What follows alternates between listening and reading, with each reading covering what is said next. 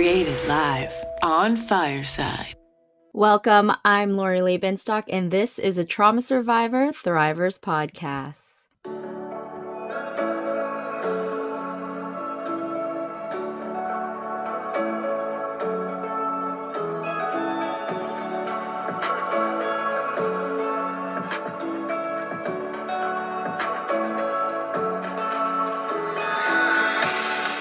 Thank you so much for joining me live on Fireside Chat, where you can be a part of the conversation as my virtual audience. I am your host, Lorilee Binstock.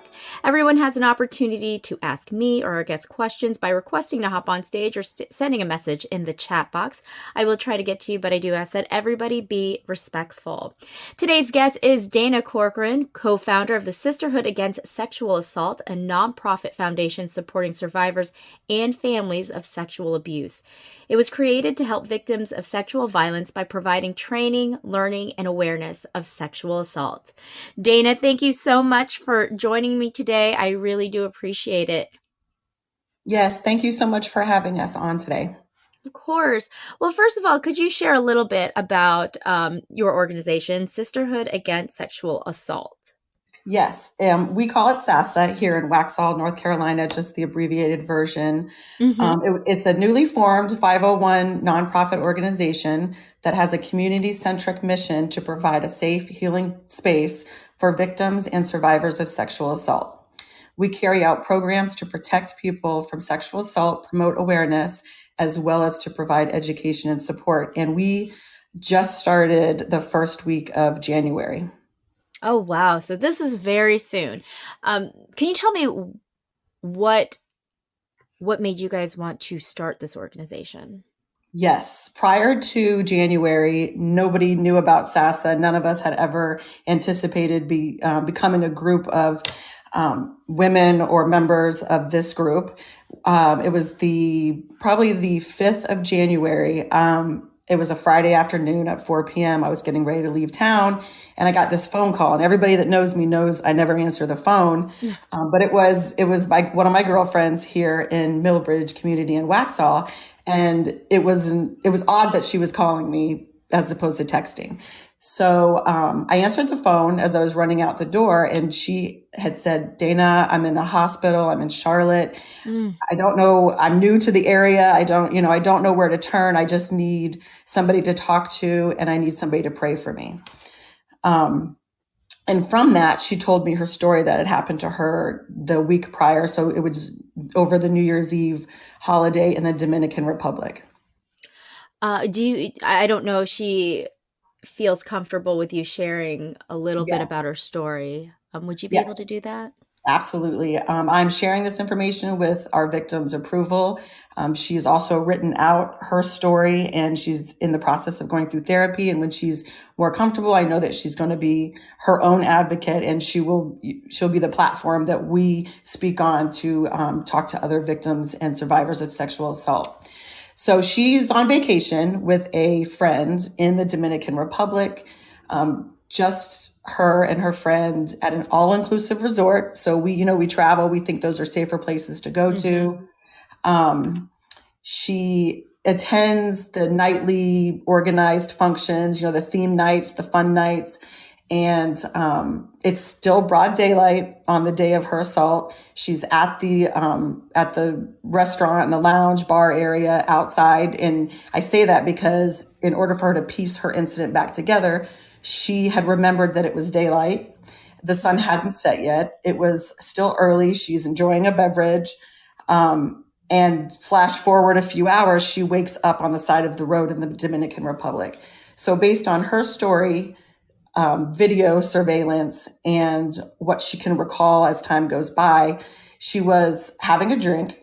She is filmed being walked out of the all-inclusive resort, put in a car, and approximately 4 hours later, she was pushed from that moving car, landed on the sidewalk, which woke her up. The trauma from falling out of the car kind of woke her up.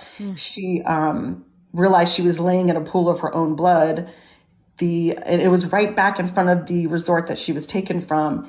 The resort staff came out and took her to the local, makeshift hospital. They're not like our hospitals that we go to, but it was more of like a makeshift hospital, urgent care in the Dominican Republic, where she had realized she had been drugged, kidnapped. Obviously, she was taken off the resort, and then brutally and savagely attacked with an object, sexually attacked with an object that created approximately a 10 centimeter gash internally, which led to the need for medical attention.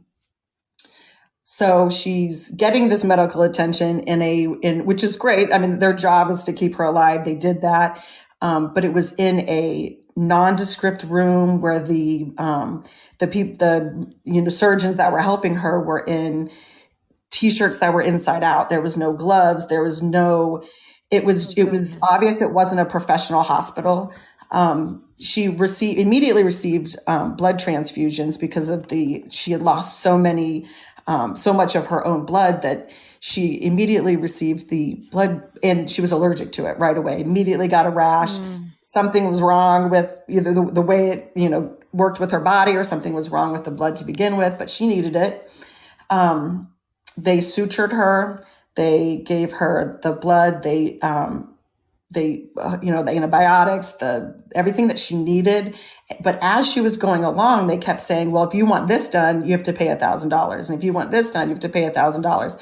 And this is the financial end of it was why I'm saying all of this, is because the only time they had brought an interpreter that she could understand what was happening to her, it was along with the police department there. It was to explain to her that if she didn't pay this bill in debit or cash or Venmo or, money in hand, she would be taken directly from this hospital to the police department and held, meaning they wouldn't let her leave unless she had paid this money. So as an aftermath, you think, okay, the assault led to the need for medical attention. So this orchestrated event from the bartender at the resort, who is the only person that was near her drink besides her, would have put something in her drink, led to somebody walking her out, led to this sexual assault that led to the need for this massive medical attention. And she had a horrific deal while she was at this medical facility. She's screaming. She's in a place that nobody speaks English. And the physician just kept telling her, don't scream. Our women here don't do that. Don't act like that. Don't do that. And she said, I just want to go. I just want to go home. And they said, you need to call your family and tell them where all your, life documents are, where your will is, because you are not going to survive this. So they gave her a phone. They let her call her teenage daughter from a different country, which invoked panic. Oh, my mom's hurt. She's in this. And then everybody started sending money to pay for the medical bills, just to get her physically out of the country. So she tells them, I want to leave. I'm leaving. No, you're going into kidney failure. If you leave, you will not make the flight home. She leaves. She pays the $8,000 bill she borrowed from her son's college fund. She borrowed from her friends. She exhausted her retirement and all the money that she had access to. She's a single mother of multiple children. She just did what she could to survive, to get out of that country, who obviously set her up for this.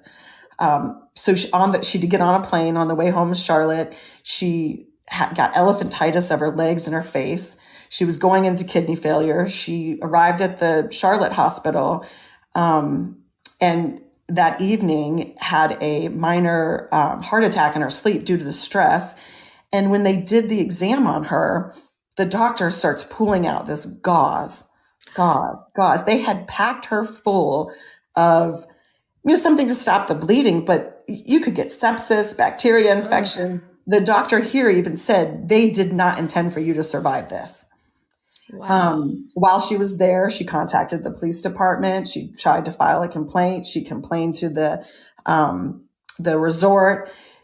It didn't go anywhere until she was getting on the plane. The Dominican Republic police contacted her and said, your report wasn't filed with the right department. It needs to be filed with the sexual assault department, and you have to do that in person. And of course, she said, not a chance. I'm getting on the plane and I'm going home. Right. So she called me that Friday and just said, I need prayers. And she started crying. And just this woman was new to our neighborhood. She had relocated her family and her job.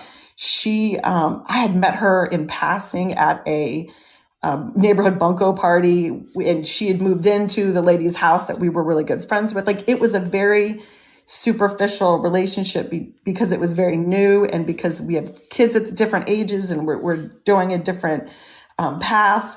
And she didn't know that I have a history with that I'm a federal agent and I work for Homeland Security, which is separate, obviously, from SASA, but that I have a history of investigating sex crimes. So she says God led her to call me and ask just for support and prayers. Meanwhile, being the fixer that I am, this information came in and I thought, okay, she's at the hospital. She's safe. Now that she's in Charlotte, what can we do now to help her? So, other than the bunco group, we actually did this, we did Mombies flash mob over Halloween. And that's how I had met her the few weeks before Halloween. I called all the Mombies and I said, again, this is made up of people that we see at functions and not everyday life. And we met as a group and we said, we are going to work together to raise the funds to at least pay back what happened to her. She shouldn't have to pay for a sexual assault or the aftermath herself. I mean, it was her that was sexually assaulted. It was, then she'll be forever reliving being victimized and re-victimized, having to dig herself out of this hole. This is what we knew as a community we could do to help her. So from that, within the next 3 days after, SASA was born, the Sisterhood Against Sexual Assault. And it started off with a group of 15 of us, and now there are almost 400 of us on the private Facebook page, which anybody is welcome to. Within the first 7 days, our community and our local female-owned vendors, and it was very specifically female-owned because that's the page that we had started with, was just women, just so we didn't share her information out too far. But the neighborhood vendors and the women at our local salons, Lucy Rose, Fabulous Finds, Bristol Lane, even our self-tanning lady, Mel at KISS, she donated her time and her finance, the business. And we raised over $10,000 in 7 days. Oh.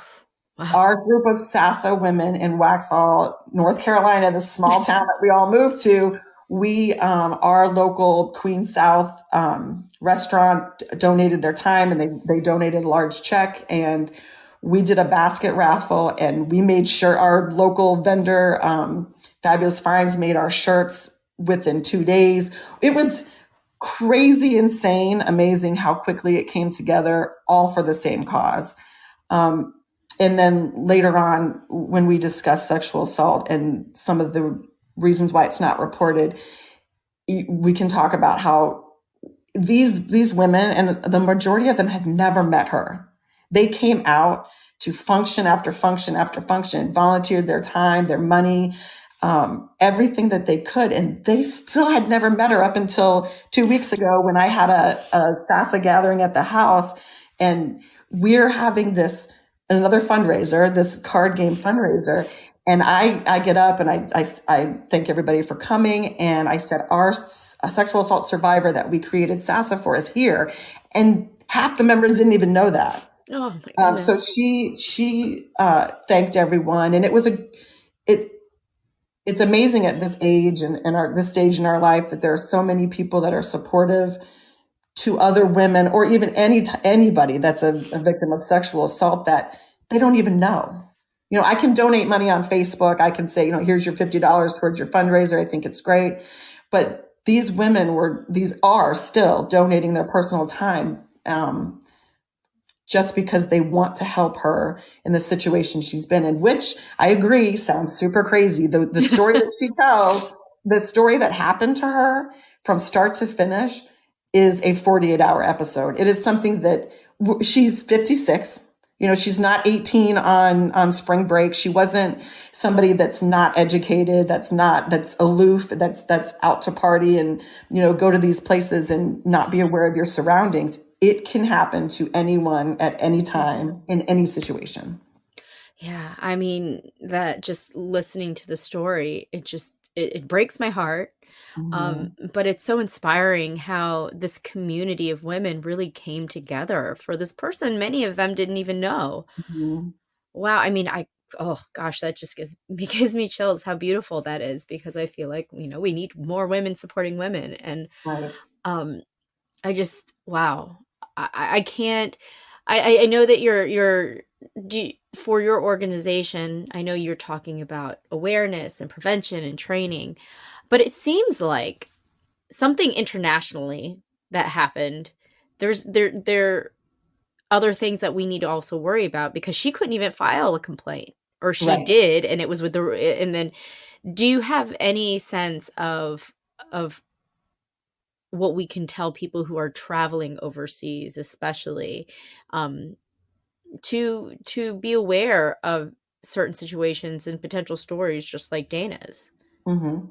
So I will say that from this, and even from our very first fundraiser, that and there's statistics, and I have the statistics on sexual assault, but there are so many people that have lived through some type of event, an incident that is similar. I mean, this one is big, but that were similar, that had come up to us and said, I was in the Dominican Republic. There's another in this small community that we're in, that they had seen somebody put something in their drink, and they had reported it.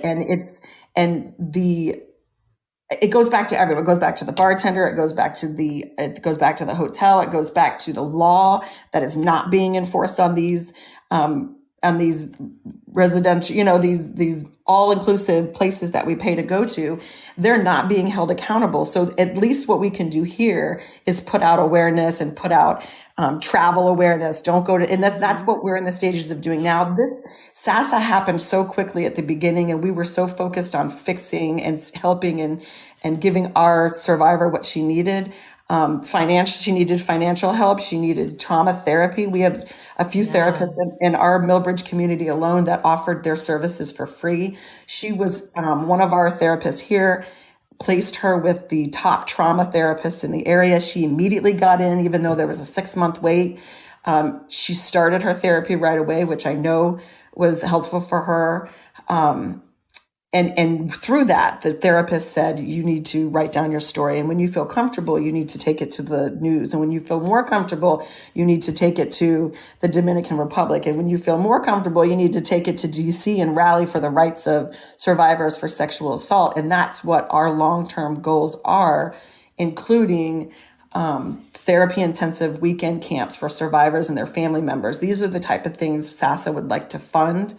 Like, she has grown children. They may not want to go to therapy every week to talk about or they can't because they're not local. So we would like to fund, let's go to this family camp for 3 days. Let's set a platform. Let's set something we can build from and help us survive this. I'm going through it every day, and I wasn't there. It didn't happen to me.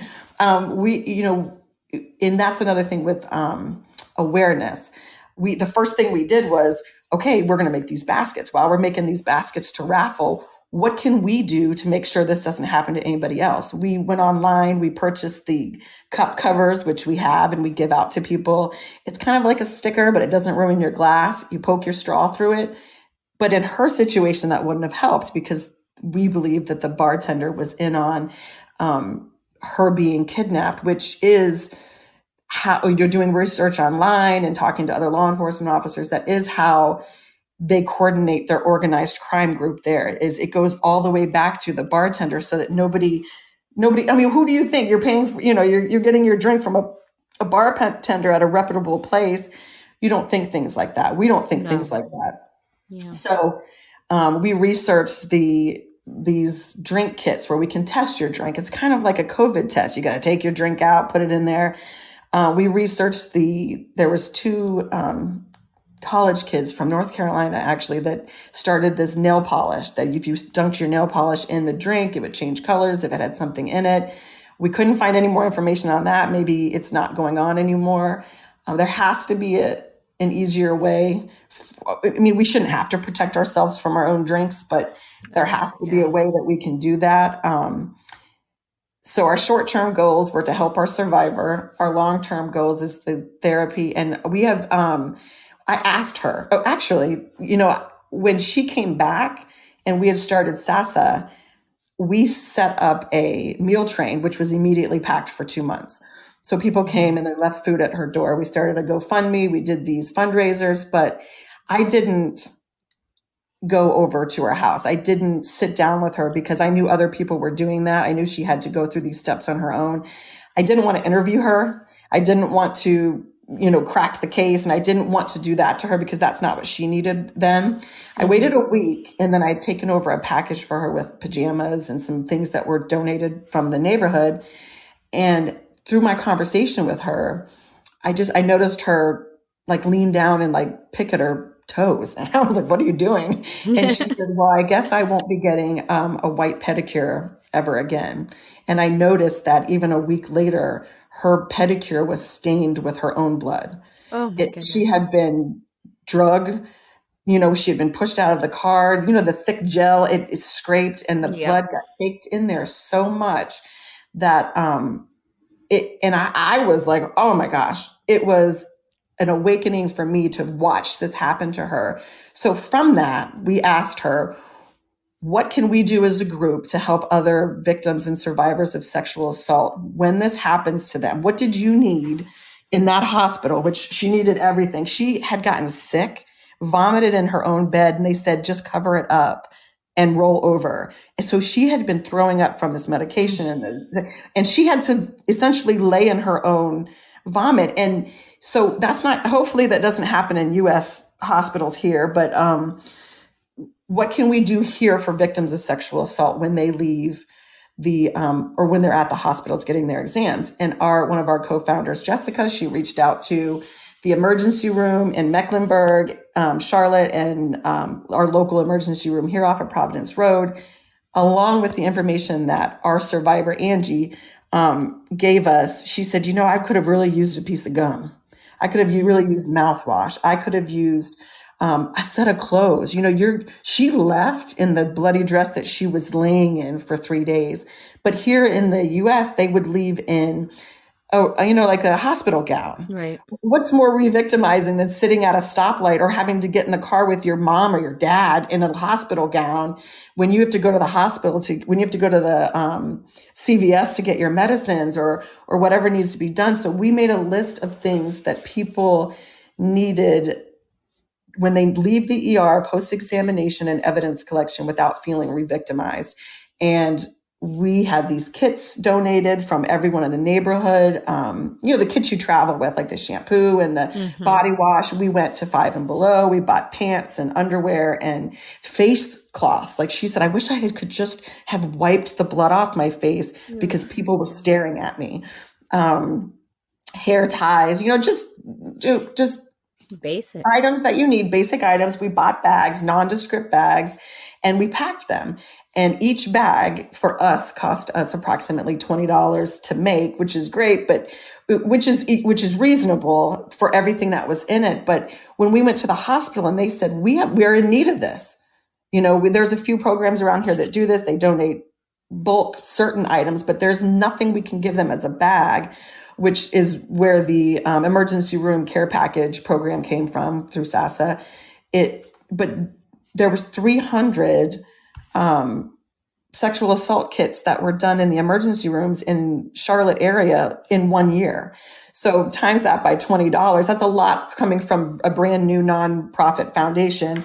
But once we heard that, we're like, all right, well, we're going to have to front the money for this because we want to make sure that everyone that goes into that hospital comes out with something. So we're still in the process of making those. And I'm sorry, you said awareness with the international. So she's gotten to a point where we're posting travel advisories. Our entire group is posting information on, like a travel heads up, if you will. Like, and people like my girlfriend texted me the other day and said, "Hey, my daughter's got a lot of friends on spring break. They're going to Dominican Republic. What was the name of that resort again?" And these are people I kind of want to know too. Yeah, I don't know how that works. I can send it to you. I can attach it. I know it was in the Dominican Republic in Punta Cana, and it was Chicks Resort, but it's happening at all the resorts. It's something similar is happening. I mean, when you have mass people going to vacation, there's even cruise lines. There's things that I'm sorry, everybody's texting me because they're listening. So there's bad things happen everywhere, but when something of this enormously, like this is huge. And this goes back to why one of our long-term goals is to do early education to both male and females, but in the schools, do early education. It's obvious that this sexual assault is going to traumatize her and her family forever, but one incident of sexual assault can do the exact same. One molestation at a party or one college party where somebody, is passed out and the guy thinks, oh, she said yes earlier and now she's passed out. This is what's going to happen. They have to realize that, their fun time hookup at this party that they thought she was consensual to will lead to a lifetime of unresolved trauma, if not discussed or if not prevented. So that's, and obviously that's a long-term goal. We're 8 weeks into this and we've already started the foundation. We have insurance and we have bank accounts and we have all these things. And, it's just amazing what these ladies have done. I mean, it's amazing. You're doing so much and you're here talking about it and spreading awareness. And I think that's wonderful. Do you think that there's anything that we should be like, do you think they were targeting you? So based on the internet research and, of the Dominican Republic or Mexico or anywhere where you travel, specifically to this type of crime, they're targeting older men and women and statistically, for the international crimes, the men, because she felt comfortable reaching out to her friend group. I don't know that if it happened to my husband or somebody that of the exact same situation, but of a male in her situation would even admit that this happened to them. So they're hoping that, her fight or flight was, I want to report it and I want to get home to my children. So she left knowing that that was her decision. And then we have to go back and fight it.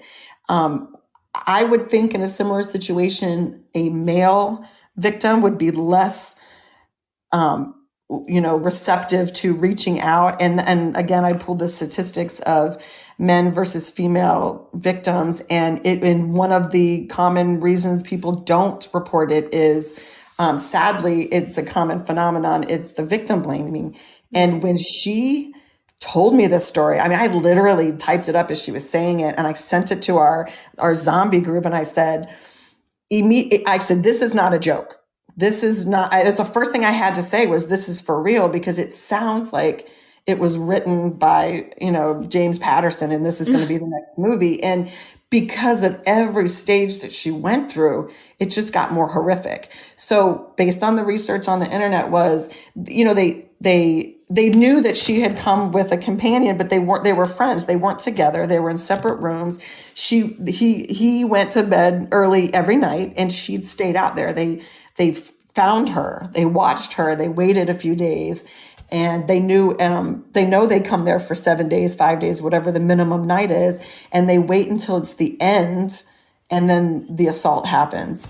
And it's people that have access to money. My 18-year-old goes to spring break. She might have my credit card on her phone, but she doesn't have a way to get $8,000 in cash. So they assault people that look like they have money, older women that don't have access to money. And I'm in my 40s, but I couldn't imagine at 56 this happening or any level of a sexual assault happening. But you go in college and your mom warns you, don't look around before you get out at the gas station. You don't do that at 56. 57, 47, whatever the age Right. is, you're constantly not looking over your shoulder because I'm not in high demand, no, I mean, and that wasn't the case. The case wasn't, I want to sexually assault you. The case was, this sexual assault is going to happen because you're going to pay the money. And that's what she feels happens. The way that the bills were given to her individually, it was like people were getting paid for different things. She lived through the worst situation that anybody, and in a different country where you're told you're not going to survive it. And so when you come back and you tell this crazy story, who's going to believe you? And that's a common reason why people don't report sexual assault. And then victim blaming. And she even said, when I talked to her, I'm not blaming myself for what I wore. I'm not blaming myself because, I keep myself together. I'm not. And that's great. And I'm glad that she can do that because it was horrific. And nobody asked to be sexually assaulted. And we have to remind our children, our girls and our boys that at any point in any situation, regardless of what was happening leading up to it, when you don't want something to happen, it shouldn't happen. Right. And many of us go out on our own. And that's scary that we have to really be on the lookout for. I mean, even here stateside, anything could happen. A bartender could easily put something in our drink. Is there anything that we should be aware of as far as that goes when we're going out on our own? Going out on your own. Yeah. Don't go out on your own. But, this came up too, when we were discussing it. One of our members had went to one of the Charlotte bars and had realized something was off. And immediately when she realized, because you know what you can drink and what you can't drink as a grown-up. And when she realized something didn't feel right, she called somebody and they go, man, you're slurring, like something's wrong with you. You seem really out of it. And she said, I think something happened to me. And they came and picked her up. So just be aware. And, I saw one of those commercials on TikTok the other day, and it was, do you do a hand signal? Nobody knows those. Do you do, what should we do as SASA? Maybe we should come up with a word or come up with a name that if you go to the bartender and you say, you can say, I think I've been drugged, they'll take care of you. But if you're not comfortable in saying that, or somebody's following you or, stalking you, assaulting you, verbally assaulting you, or being aggressive, maybe there's something we can come up with that they can say to a bartender or a bar owner or a receptionist that will get the attention that they need. So maybe that's something we can come up with. Always having it out, always having your phone location on. Now that we have those, back in my bar days, we didn't have those. But and so I'm just looking over the stats now to make sure we talk. Why are people not reporting their abusers? Because they're afraid of not being believed. 9 times out of 10, it's a family member or somebody, you have somebody that has access to you. The majority of sexual assaults are not reported. Only 310 out of every 1,000 sexual assaults are reported to police, meaning 2 out of 3 go unreported. It's just, we need to make sure that our youth, our middle-aged, our older, every stage of your life, you know who to contact. We have a very good North Carolina organized company called RAIN, Rape, Abuse, and Incest National Network. So it's a national network that has a hotline. I've sent you everything. We can attach it or whatever's needed. Yep, I can absolutely put that in the show notes. Okay. Obviously, if you're in immediate danger, call 911. Tell them where you're at. Let them know what's happening. I would rather my daughter or myself call every time I thought something was happening than not. We as SASA are non-law enforcement. We are just a nonprofit organization, maybe like a middleman, a conduit that's a happy face where you can come to me and say, hey, I think this happened. What should I do? We have all the resources and pamphlets you need that we can send to you. Or we've had people in the neighborhood say, my daughter was raped many, many years ago. I just kind of need it. I kind of need this, I need a home for my sadness. And that's what we're for. We have volunteers that can come meet with you. We don't hand out legal advice. We don't do anything like that. We're just the middleman that can help you feel better about reporting your situation, and we can help with fundraising, any type of support that's needed. Well, how could, if someone wanted to donate their time, donate money, where should they go? So we have a Facebook page. It's a private page. We accept everyone. We've had a few people come in that were not legit. So they obviously were not accepted, but it's, the Sisterhood Against Sexual Assault. We do have a public page, but it's, as much as we're dealing with right now, like our private page is where we're asking for volunteers, and all of our events are on there. We have a homepage, SASA, SASA, and then our zip code 28173.org. Our Venmo is SASA 28173, and in the 28173 is the zip code that we're in. And SASA was already taken, so we just added the zip code, which I think was in the long term was a good idea. We've already had 2 different states reach out to us to open their own SASAs with their zip codes, because there is not enough awareness of sexual assault. People don't want to talk about it. People don't want to hear about it. People need to talk about it, and people need to hear about it, because it is, obvious reasons. This entire podcast, it affects everyone. And we have an Instagram, SASA 28173. Our Venmo is SASA 28173. We have a GoFundMe. You can find us. We're online now. We're figuring everything out, and we would love new members. We would love organizations, companies to donate pants or any of these toiletry items. We have an upcoming 5K so Sexual Assault Awareness Month is in April. Mm-hmm. And I went on and I Googled, what can we do? And I didn't find anything, which was horrible. So that is where you come in. Yeah. So we stepped in, we started our own. We're doing a fundraiser, Egg My Yard, where our beta club at the middle school asked us to come in. I gave a speech, which 5 or 6 little girls, middle schoolers, walked up to me afterwards. How can I become a member? How can I do more volunteer work? And it'll give them. So my daughter, who's in middle school, is going to start the Little Sisters of SASA. And, I love that. Right. So it's, and we go by SASA too, so that our banners and our postings don't say sexual assault. You don't want that in your front yard, but what the fundraisers are for. You don't have to explain it like that to your 3rd grader or your, 5-year-old. You just explain that. And I did this to my 9-year-old last night. I asked him, because he was praying, and he said, I pray for SASA, and I'm giggling at him. And I'm like, do you even know what that means?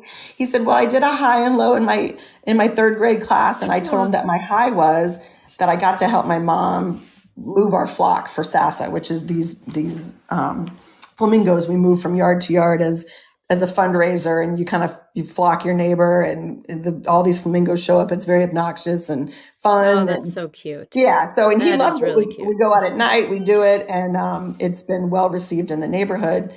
But I asked him, and he knows what it is. I talk about it in front of him. I do that with all my children anyway because of my work. But he said it's when somebody hurts somebody, and I said yes. So we're saving people. And he said, yeah. And so that he has a better understanding, which isn't going to be traumatizing to him, is we're just helping people of assault. It just so happens it's sexually oriented. It's well received. Middle school, high school, they've asked us to come out and talk. The Beta Club is going to assist us with the 5K, which is April 22nd in Millbridge community here in Waxhaw. It's a 5K fun run. We have face painters and vendors and ice cream and a DJ and all kinds of fun stuff for us, but to raise awareness of sexual assault and to have our survivor be a part of that, who is an avid bicyclist and in immaculate shape. And I thought she was going to run it. And she said, oh no, I can't wait to just volunteer and watch it around me. So she is getting what SASA was hoping people would get. She's being wrapped up in our blanket real tight. Oh, I love that. This has just been such a beautiful story for you, to just inspiring to help this sister, this community member. I think in listening to this, I feel like, a lot of people will probably want to rise up and help out. And so thank you for the amazing work that you're doing. Is there anything else that you would like to add? I'm pretty sure I covered everything. We also do fun things, like other than our fundraisers, we have, I think they're fun. We did a self-defense class with our local police officers, gave us who they use, and we went to his dojo, and it was ground fighting, but we had a senior and we had a few middle schoolers in there, and our senior actually asked a lot of the questions, and she was so petite, and she said, what do I do if I get, grabbed from behind? And we went over how she gets out of that situation until she could do it, which I think will help her when she goes to college. And we have goat yoga. So these are things we set up for our survivor. It's not we call it not a fundraiser, just fun. We're doing sunset kayak tours at Cane Creek Park, like something just for us to kind of meditate and relax as a group. That's a non-fundraiser, but it's just find us on social media, and we're all new to this. So if you have anybody in your world that would like to donate or teach us how to be a better nonprofit foundation, we are all ears. Oh, that's beautiful. Well, Dayna, thank you so much for joining me again today. I really appreciate it. Yes, thank you guys. That was Dayna Corcoran, co-founder of the Sisterhood Against Sexual Assault, or SASA. For more information on SASA, you can actually click on that scrolling fortune cookie right there in the middle of your screen. That'll take you to their website, and you can check out Authentic Insider magazine. March's issue is out. You can check that out at traumasurvivorthriver.com. That's traumasurvivorthriver.com.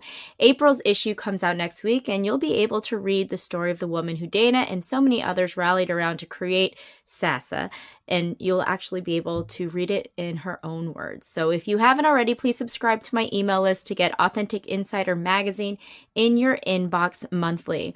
Thank you so much for joining me today. We will be taking a break for the next 2 weeks. I will actually be getting surgery on my ACL, but I will be coming back strong April 12th when I speak with Andrew Daniel. He's the award-winning author of Awaken to Your True Self and the founder of the Cinesomatics and director at the Center for Cinesomatic Development. We'll be discussing how cinesomatics could provide decades of healing in just one day. You've been listening to a Trauma Survivor Thrivers podcast on Fireside. I'm Lorilee Binstock. Take care.